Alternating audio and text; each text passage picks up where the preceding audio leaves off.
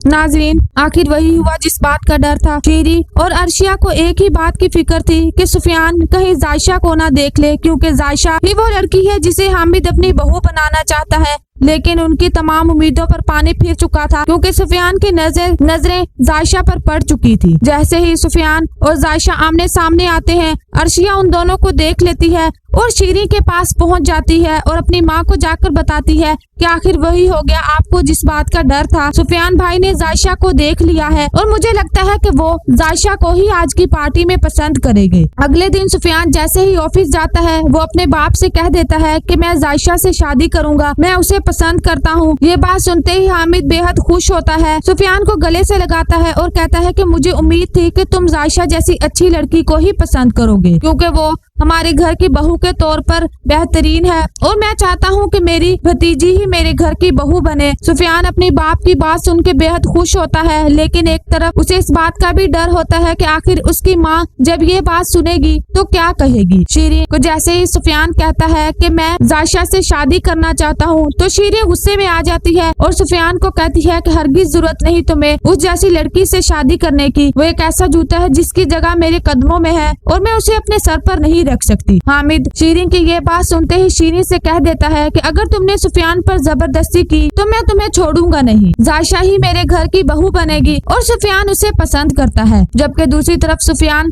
जायशा से कहेगा कि मैं तुमसे शादी करना चाहता हूँ, लेकिन जायशा सुफियान से इनकार कर देगी और कह देगी कि मैं तुमसे शादी नहीं करना चाहती, क्योंकि उसे लगता है कि शायद सुफियान और अहसान दोनों एक जैसे हैं। जबकि दूसरी तरफ शीरी आलिया और जायशा दोनों के घर जाती है और उन दोनों को खूब बेइज्जत करती है और जायशा से कहती है कि मुझे तुमसे इसी बात की तवक्को थी, अपनी अदाओं में फंसा लिया है मेरे बेटे को। अब वो मेरे सामने खड़ा हो गया है और मुझसे कहता है कि वो तुमसे ही शादी करेगा, लेकिन मैं तुम जैसी लड़की को अपने घर की बहू नहीं बना सकती, इसीलिए बेहतर यही है कि तुम इनकार कर दो और ये घर छोड़कर चली जाओ। तुम दोनों माँ बेटी, तुम दोनों की इस घर में कोई जगह नहीं।